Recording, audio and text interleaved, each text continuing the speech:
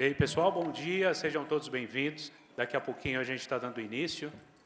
Só gostaria de frisar que não pode alimentos e bebidas no auditório, tá bem? Muito obrigado, que tenham todos um bom encontro.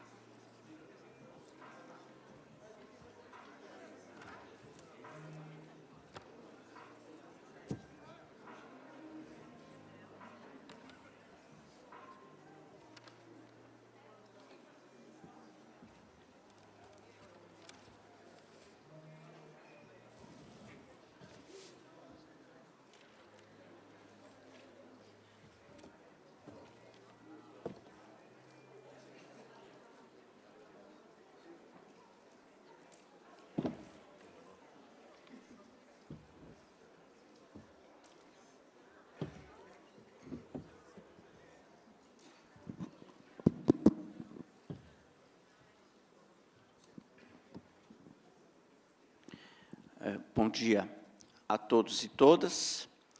Em primeiro lugar, eu peço desculpas por este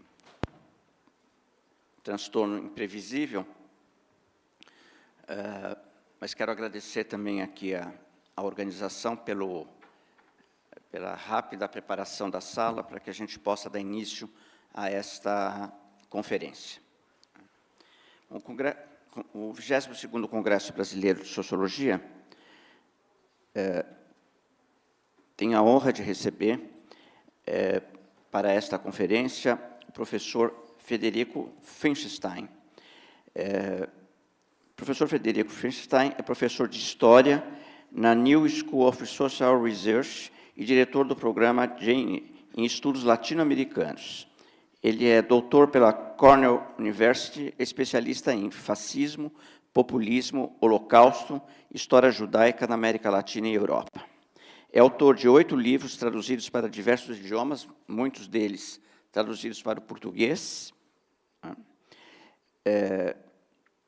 E destaca-se por suas obras como de Wannabe Fascistas, de 2024, e uma breve história das mentiras fascistas, de 2020.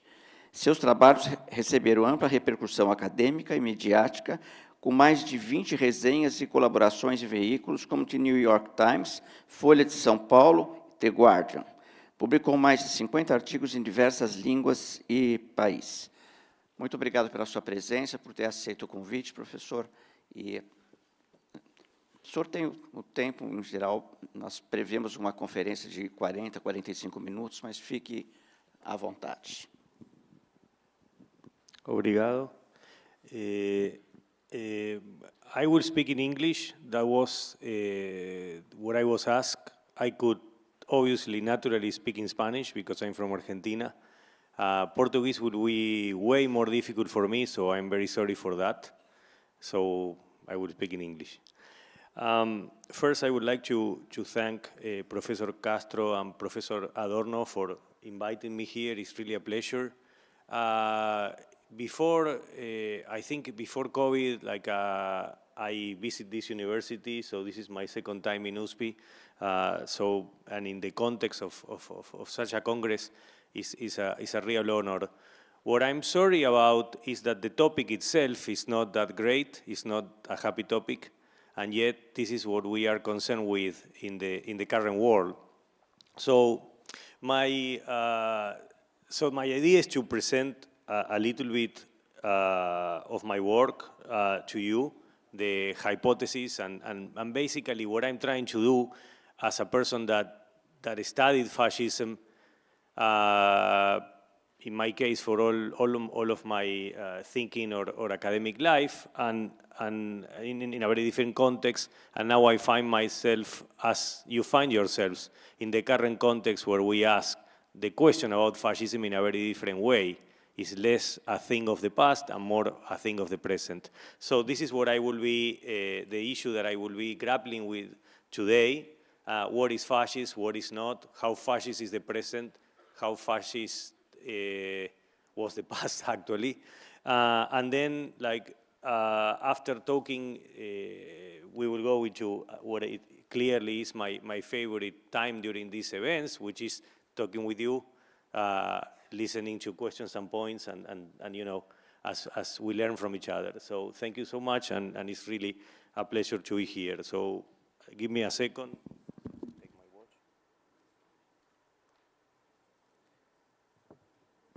Okay, so the question is, the question that I ask, you don't know me, I'm an historian. My work or my job is to study the past.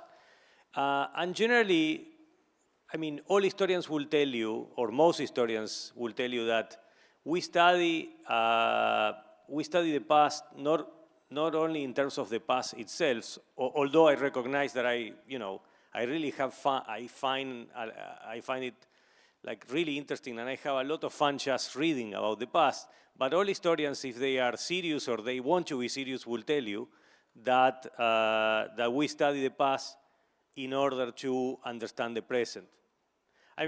As I said, that is true, but also we have this passion, as also other people in the social sciences, for studying the past because we are interested in the past. But the past in itself is not that interesting and certainly not that important. In history, people that studied the past in and out of itself, they will be called antiquarians, people that collect things, as having stuff in the closet and just looking at it. So this is not what we do. Now, the question is, to what extent the past allows us to understand our present? And this is a question that historians, we ask ourselves all the time. When, in my own case, and I will share a little bit of my own, let's say, itinerary. In my own case, I was born in Argentina in '75. Very, very soon after that, there was a coup d'etat, and as you know, in our case, was the most gruesome dictatorship we had, and we had many.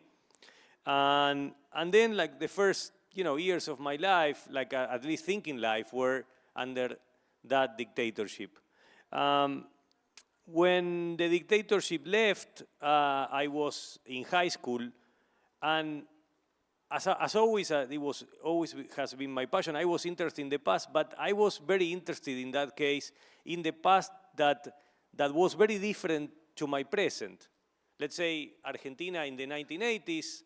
It's true that we have 2 attempts at coup d'etats and so on and so forth. That is very true.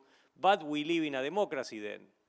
And dictatorships seem to be, as we progress onto the future, as a thing of the past.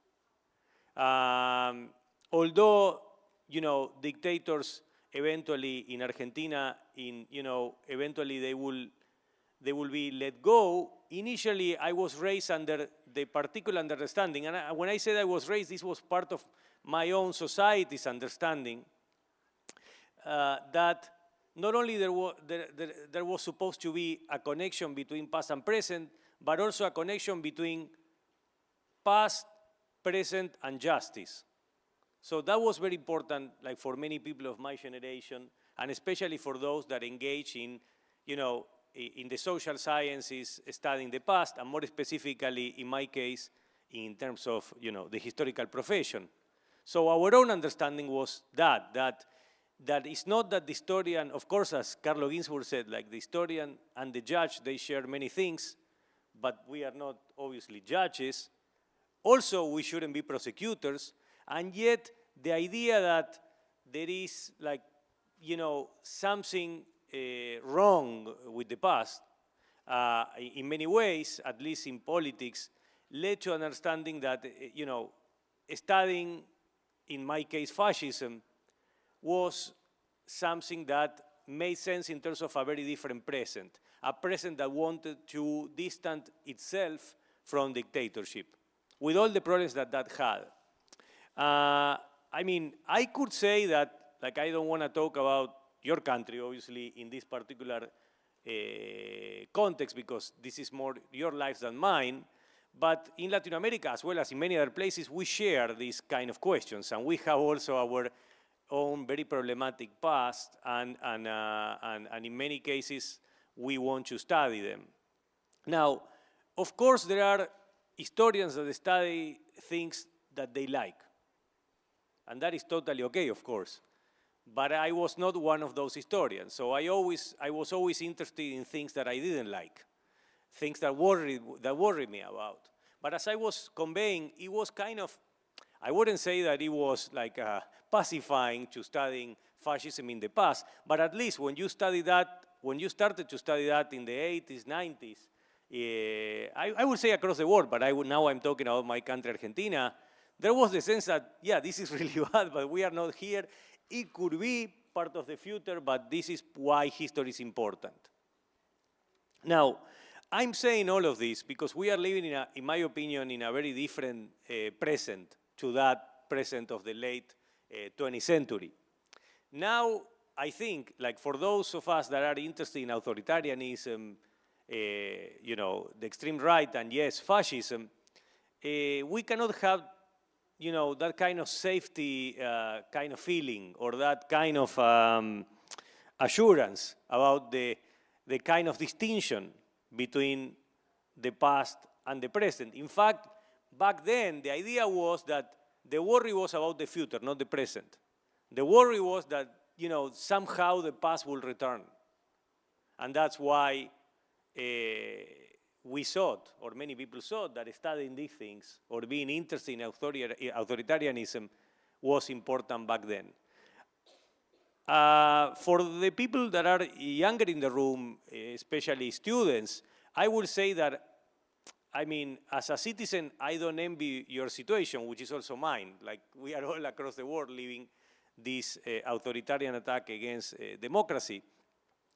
But this was not the situation like where people study fascism then. Now the question that I'm asking myself, and probably you're asking yourself, is to what extent the present, not the future, is like the past, or returns, or there is something that a connection with that very problematic past, and by that I mean especially fascism, but also dictatorship, and our present, not the future. This is not about like, okay, let's study this, because if people do not know about this, then the future will look horrible.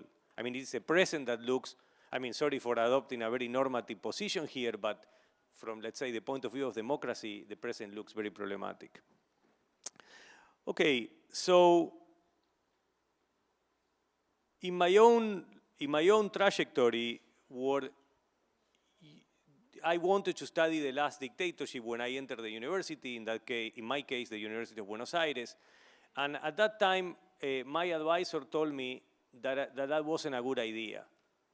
And this was not done out of, I think, political concerns or let's say even conservative concerns, but rather perhaps conservative methodological concerns. At that time, in the 1990s, the dictatorship was something that happened, kind of some few years before, and there were not enough documents, I was told, to contextualize, and thereby this was something that was left to sociologists and political scientists, but not historians. Historians need some distance with the past, I was told. Of course, I do not agree with that, but the universities, by the way, as you know, the universities are like the origins of the university of the idea of the university goes back to medieval Europe, where people were apprentices and they had to somehow follow the advice of the advisors. So that's what I did, which is something that I don't mind. Like, I mean, I wasn't ready to study that, but not necessarily for methodological reasons. I mean, there were not many sources and so on and so forth. But in my case, if I couldn't study the last dictatorship, then I decided to study the first dictatorship. So I wrote a thesis, eventually published as a book, on the myth of Argentina's first military dictator, General Uriburu. He did the first modern coup d'etat in our country in 1930. Once I did that, I wanted to know more about the connections between the Argentine fascists, the local fascists that I was studying, and fascists that they were the first fascists to come to power.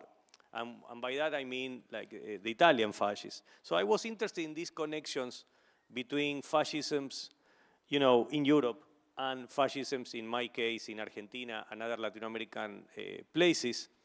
And then there, again, a very strong normative problematic perspective was in vogue back then, which is that in Europe you have some fascist cases in the 1930s and 1940s, like, you know, I mean, 1920s.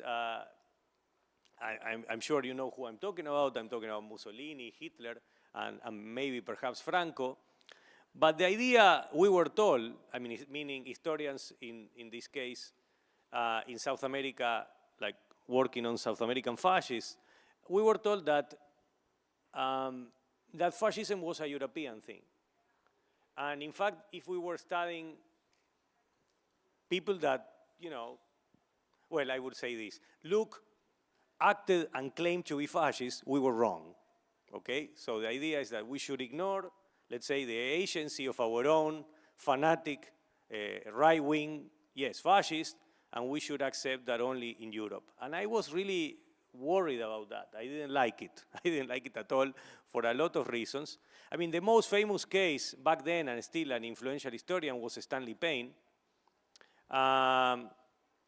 who claimed that fascism couldn't be a thing in Latin America because, I mean, he gave a big list that demonstrated his big ignorance of whatever Latin America has been, because the idea was that you couldn't have a fascism if you had societies, as he claimed Latin America was, which were like, which presented low levels of literacy, societies that were like, you know, dominated by this kind of macho paradigm, machismo, and especially you couldn't have fascism, he claimed, if you had like multiracial societies. So I was, you know, when I read that, I remember like, I mean, I still carry that rage. I mean, I was very upset because the idea is that to claim that any Latin American leader, for example, even, I mean, fascist leaders, were more machistic than, let's say, Mussolini or Hitler, I mean, that's a big claim, like, especially given the extremes in which, you know, the war against gender equality that these regimes presented. And the last one, that was interesting because unless you agreed with Hitler that German Jewish citizens born in Germany were not Germans before the racial laws, then Germany was a multiracial society. Unless you agree with the Nazis, I mean, he did agree with the Nazis without maybe not noticing it, but he was claiming that German Jewish citizens born in Germany were not, you know, part of that society. Otherwise, you would have to consider Germany a multiracial society. Of course, not only the Jews represented ethnic groups in that Germany, there were the Roma and the Sinti and so on and so forth. So anyway, what I wanted to do in that context was then to study Europe. And then I found like different, like it's interesting because I thought that the best way to study Europe for me, this is not a recommendation, there are so many ways to do it, was to go to the United States, to study there, to get funding, to go to Europe, to see how the Europeans look at us, the Latin Americans. So that's what I did. And I was always a great, I have to say, a great admirer of the American Academy because, which is now, that idea, in fact, now is under attack because as every country, the US has great things and bad things, but in American universities, they will accept people from all over the world, like me, many times over people from that country, because there were sometimes few spots. They will give you funding, you will study, you will, if you need it, you will, do your research whenever you need it, and then, as in my case, you apply for jobs and they give you a job. So I have been living in that country for 2 decades now. Now, anyway, so that's what I did. So I went to Europe, and what I found, was something very, very similar or in connection with what the Argentines were saying, which is that we are fascists in a different way. And in fact, when I read the archives of the fascist minister propaganda in Rome, I mean, the Italian fascists were complaining like this. I mean, they were also complaining about the Brazilians as well, and many others, because these people believe they can be fascists in their own way. And there is only one way. That's what they thought. That's not what fascists thought in Latin America. So basically, that was my doctoral dissertation, which eventually was published as a book, which was called Transatlantic Fascism, and this was this transnational study of fascism in Argentina and Italy, with the idea of trying to expand, in a very concrete case, or contribute to the expansion of the field of fascism studies, which was very centered in fascism at the center, and maybe some sort of, or other scholar, very Eurocentric one, Roger Griffin, called para-fascisms, but always something more or less than the original. And that was not how people thought about it in the classic years of fascism. They believe that with variations, they had a problem with democracy, they had a problem with diversity, they had a problem with a lot of rights, and they had a problem with equality. So basically, they all, created this kind of shared understanding, which was pretty transnational. So, and again, the way I arrived at this hypothesis was, I would say, by studying the sources. It's true that I had a problem with these claims. I had a kind almost even normative problem with these claims, Eurocentric claims, but it was really the sources that didn't feel that. And in fact, in Brazil, for example, of course, Brazilian fascists, integralistas will think that they were better than the Italians or the Argentines. And of course, the Argentines, beyond the joke, because Argentines, the joke of, as you know, is that we are very arrogant, but of course, what is more arrogant than an Argentine fascist, who is an ultranationalist of Argentina? So of course they believe that they were better than the European fascists. Now, two things, and my 2 cents of advice for especially for students here, for people starting their careers and starting their research. At that time I realized, personally I realized, that my book was the first monographic book to work on that, but at the same time, 2 years later, some other guy published a very similar book on Italy and Japan. And then, there was a very good colleague of mine, basically he wrote a very nice, generous review of my book because he was working on the same kind of paradigm, studying Indian fascism and Nazi Germany, and so on, the connections and disconnections. So there was something of a kind of paradigm shift in fascist studies, going from, let's say, Eurocentric comparisons, I would say, to a more kind of global understanding of what fascism was. Now, my piece of advice was that at that time, like if I was thinking of what they say in America, a career move, I should have stayed in that field. But I left in a way.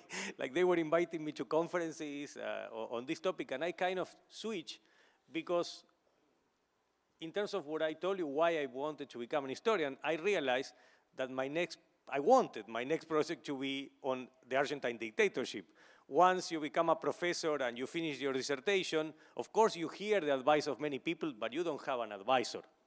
So I became my own advisor, I guess, and I said, okay, now I want to study the Argentine dictatorship. So from a study of transnational fascism, which was becoming like more in, a topic in and out of itself, I switched to national history. And I started working on my next book, which was published like eventually as the ideological origins of the dirty war, and it was a history of the fascist idea in Argentina from the early beginnings in the 20th century to the last military dictatorship. And my idea was, that was a very difficult book to write, and as actually it didn't happen with the first book, because it's not that I left the field, I switched, but I was always part of the conversation in fascism studies.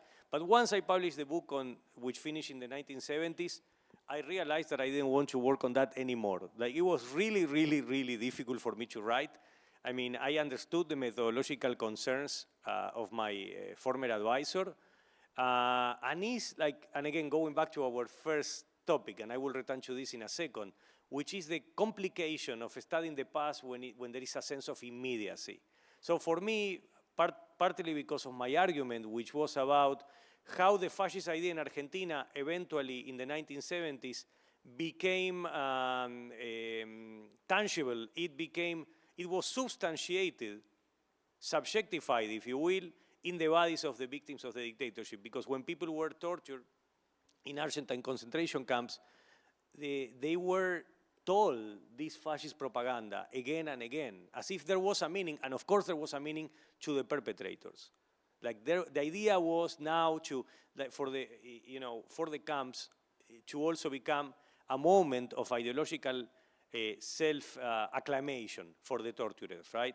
And I analyzed this in many ways. One of them was, especially with Jewish victims, how they were told, like even people that had sometimes relatives that died in the Holocaust or something, or something like that, they were told, you are what they did in Europe to your family, we are doing to you now.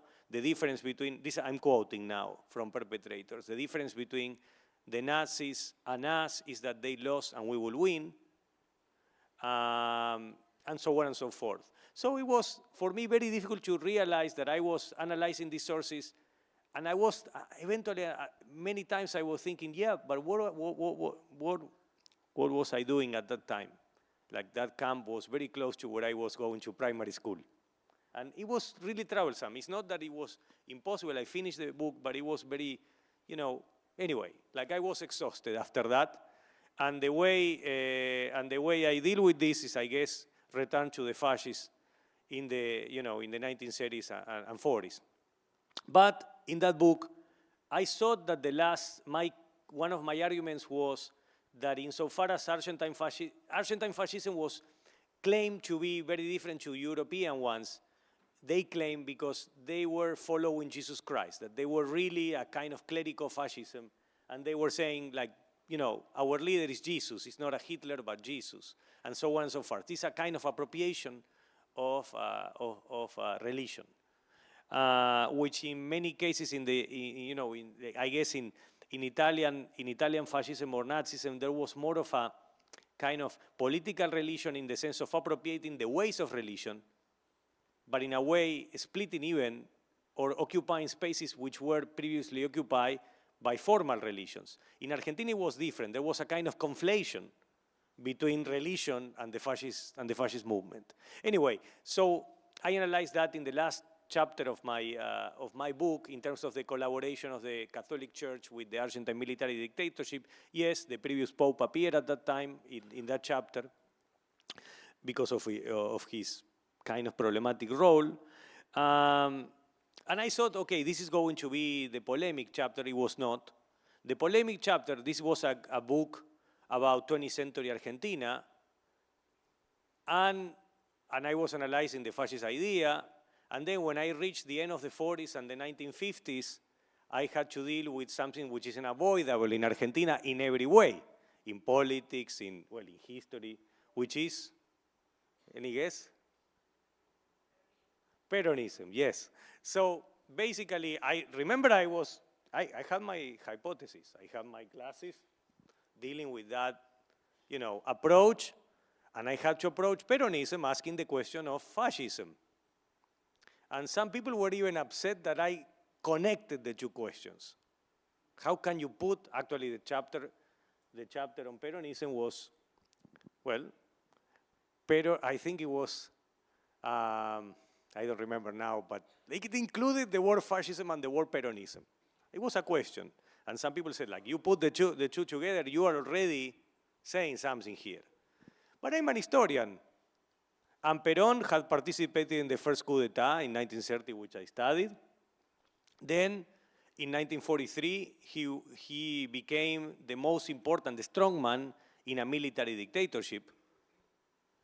Maybe the military dictatorship that was the closest to the fascist movements of that time. And then he many times said that he was an admirer of Mussolini and Hitler. So I asked the question historically, and my answer, many people were not happy, I would say, to my surprise, because I thought my answer was quite impartial. My answer, in English, there is yes and no. In Spanish, it's easier because we can say, it was Perón a fascist? Ni. So the point is that he was a dictator, but he did the opposite. This is what, this was my conclusion, that when you analyze Peronism vis-a-vis the history of fascism, at least Peronism at that time, was that Perón did the opposite of what fascist leaders do. Hitler, Mussolini, what did they do? They used democratic means to destroy democracy from within in order to create a dictatorship from the top. That's what they did. Perón did the opposite. Perón was a military dictator, or the strongman in a dictatorship, who actually destroyed that dictatorship from within, called for elections, and became an elected president. But of course, he had that baggage, which was not only the past, but also the practices, let's say, of a position which defined itself as very clearly anti-liberal. And by liberal, he meant constitutional democracy. So in order to avoid, in the US, liberal is on the left, in Argentina, at least, liberal is on the right. But when I say liberal democracy, what I mean is constitutional democracy. So Perón, like many people before and later, thought that it was possible to have a democracy which was not necessarily related to constitutional democracy or the legacy of liberalism from the 19th century. And in that context, actually he said, the problem that we are fighting is what he called demoliberalismo, a phrase, by the way, that related democracy to liberalism also at the time of fascism. It was, the fascists had basically two main enemies, which for them, they were one and the same, which is the left and liberalism. So communism and liberalism for fascists were chapter 1 and chapter 2 of the same process, which started, of course, in the Enlightenment. They had a problem with that. If you study people that don't have a problem with that, then it's hard to, to call them fascists. So basically, Perón did the opposite, and that chapter led me to my next book, because I became very interested in populism. Because at the same time that Perón did that, there were people that used to be into the side of dictatorship. There were people that used to be very close to fascists, some of them. Others were fellow travelers, but certainly they all participated of kind of an authoritarian drive of the 1930s against constitutional democracy. That was then like the argument of my following book, which was published in Brazil, which is, the title is From Fascism to Populism in History, because I wanted to analyze the distinctions, the differences between the fascists and the populists, and how they wanted to answer the same question in a very different way. And the question was how to create a political system that is not rooted in liberalism and constitutional democracy. But in one case, it was a dictatorship. In the other case, it was what I call a populist or authoritarian democracy. A democracy, well, anyway, we can get into this later more theoretically if you want, but a democracy that, that somehow links the notion of popular sovereignty to a leader that somehow resembles a sovereign. So anyway, that is not exactly what, since the French Revolution, democracy was supposed to be. Meaning, like before, there was this kind of notion of sovereignty, which was rooted in the king, and later sovereignty moved into the people. And in populism, suddenly you have this kind of reconnection between a kind of dual notion of sovereignty, which is a contradiction for people like me, but not necessarily for people like them, in the sense of they don't see a contradiction between kind of rooting popular sovereignty in a leader that resembles a king in many ways, with a cult of the leader and so on. In Argentina, provinces with the name of the leader, whatever, like these kind of identifications which are more typical of dictators and monarchs rather than democratically elected presidents. And yet it was a democracy. So I published that book with that argument, trying to find, distinctions, actually. What I was going to say before, that if you, I analyze in that book, of course I'm open to criticism, obviously, but I analyzed like the same period, like, throughout the world, and it was in Latin America that similar forms of leadership emerged. In Brazil, Vargas had been a dictator and later became a democratically elected leader, so why the switch? And the switch is epochal. Like after 45, there are many people that were not that much into, elections, that realized that this was a kind of a way to succeed in politics, because at the end of the day, politics is about winning. It's not only an ideology in that sense. So for whatever reasons, pragmatic, ideological, reading of the times, many leaders that had been close to fascism or dictatorship or both decided to move in a following direction. It first happened in Latin America, then in other places. I don't think I was, of course, because of, I guess, my baggage of an Argentine, studying in Argentina and claiming that it's important to study it, that was, in my opinion, misunderstood as, that then Peronism is the origins of populism. Not at all. I don't think there was almost no influence between, Varguismo and Peronismo, or Gaitán in Colombia and Peronismo, although they were accused of being Peronists, but we have to, to also engage in serious analysis here. So my point is not that. It's that for a, briefly came first to power in Buenos Aires, but then it was a thing throughout the continent. In the Q&A, I talk about this in my book, but in the Q&A, we can discuss. I can tell you my own hypothesis about why not in Europe or in the rest of the world as it happened first in Latin America. Because eventually we saw this throughout the world as we are seeing it now. How much time I have? Because I'm very close to the end? Okay. So I only talk about 2 of my books, and I have 8. So I guess I will jump to the last one. So, whereas in that book, I wanted to find distinctions. When I finished that book, the book was finished, And my editor at the University of California Press said, you know, we have a presidential election in the US. There is this kind of very strange candidate that kind of proves what you are saying. I don't think, you know, and I interrupted. I said, I don't think he will win. I meant Trump. But she said, okay, let's wait. Maybe we have to change the book.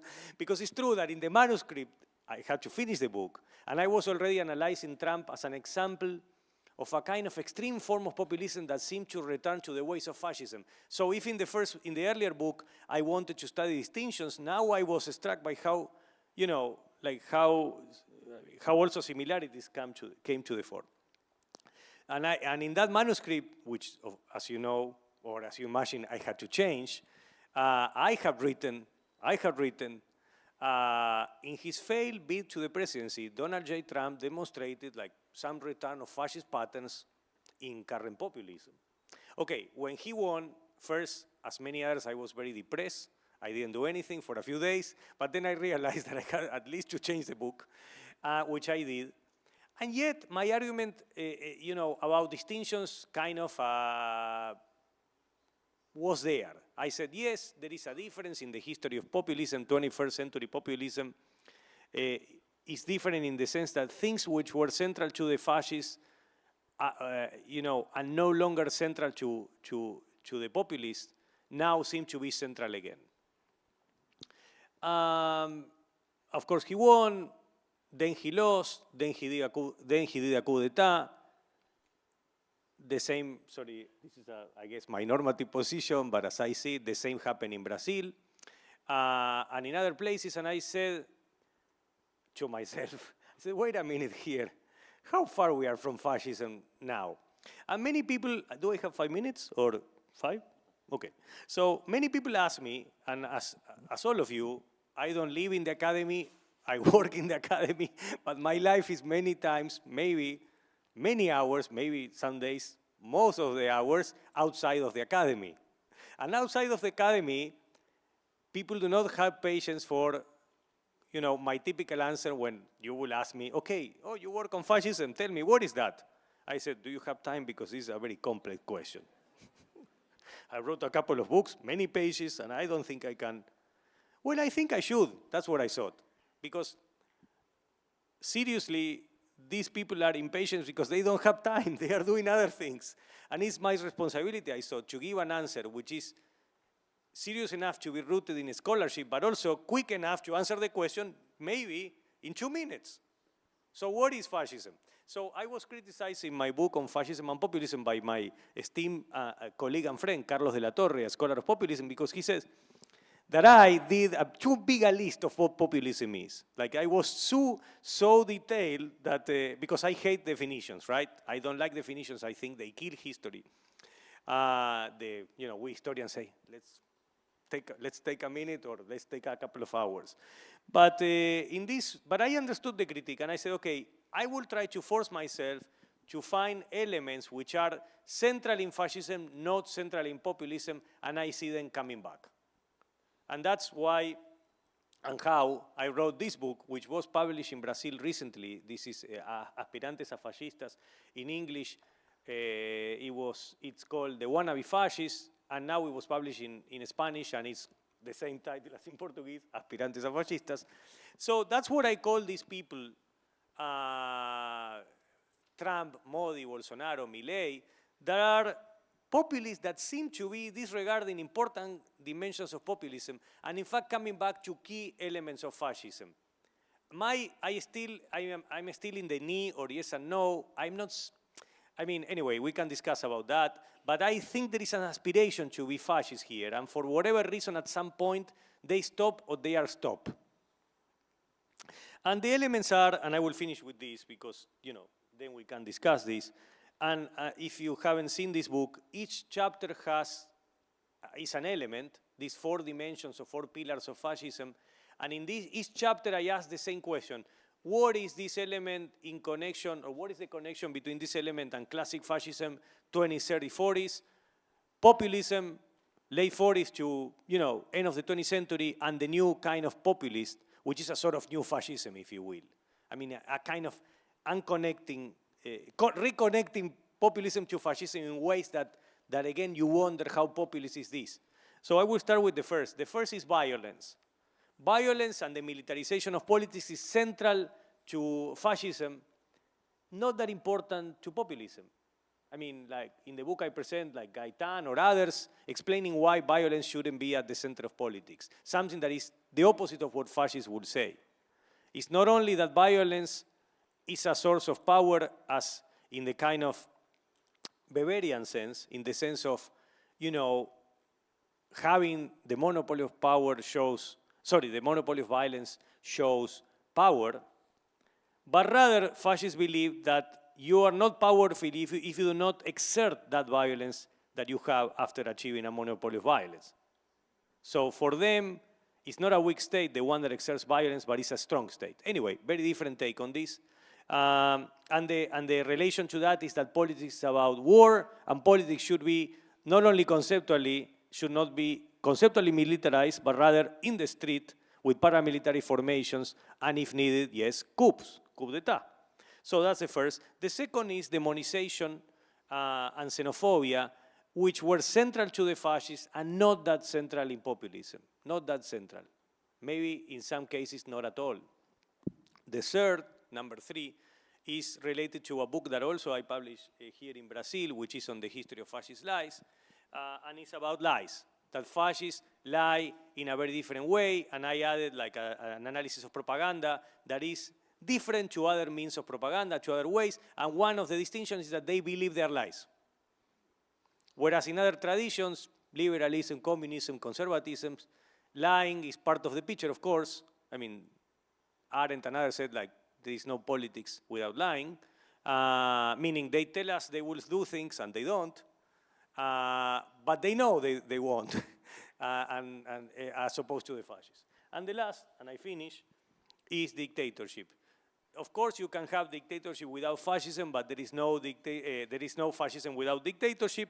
And for populists, classically, this was kind of the line in the sand that you don't cross. And when there were, I mean, generally coup d'etats were done against populists, not by populists. And populists, when they lost, they generally left. They were not happy. They actually argued that the people were wrong, but they accepted the results. So, and this, I mean, that's why I changed my position once I saw what Trump and Bolsonaro did. So I finish with this, and of course, I'm very happy to talk.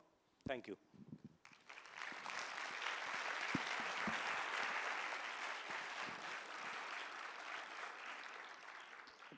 Nós agradecemos a conferência do professor Federico, que abordou tema extremamente atual, contemporâneo e extremamente estimulante. Muito obrigado, professor. Espero que esse seja o início de um intercâmbio mais intenso e que possamos tê-lo presente em outras atividades nossas aqui no Brasil. Muito obrigado. E eu convido a todos para a sequência das atividades que algumas vão estar ocorrendo agora no intervalo do almoço e a partir das 14 horas que começam a funcionar os grupos de trabalho e as comissões de pesquisa. Muito obrigado a todos e um bom dia.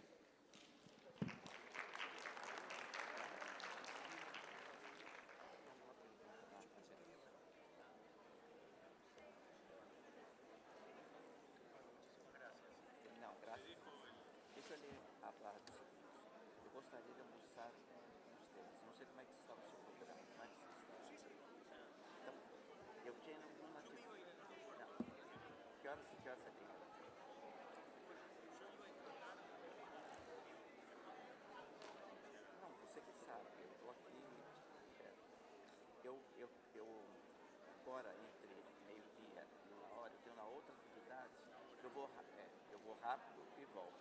Eu estava pensando em marcar 1 hora com vocês para almoçar. Se e alguém levaria vocês para tomarem café já no restaurante. Agora, pode ser? Então, nos encontramos a 1 hora. É um serviço, não demora, porque 1 hora eu apareço lá no restaurante e você vai tomar café. Eu já tenho para Suéter, aqui embaixo. Mas vou levar você. Eu já tenho duas ex-alunas que são professoras da universidade e que eu já contactei, elas vão acompanhar você no café. Ah, fantástico, fantástico. Ah, sim, é claro.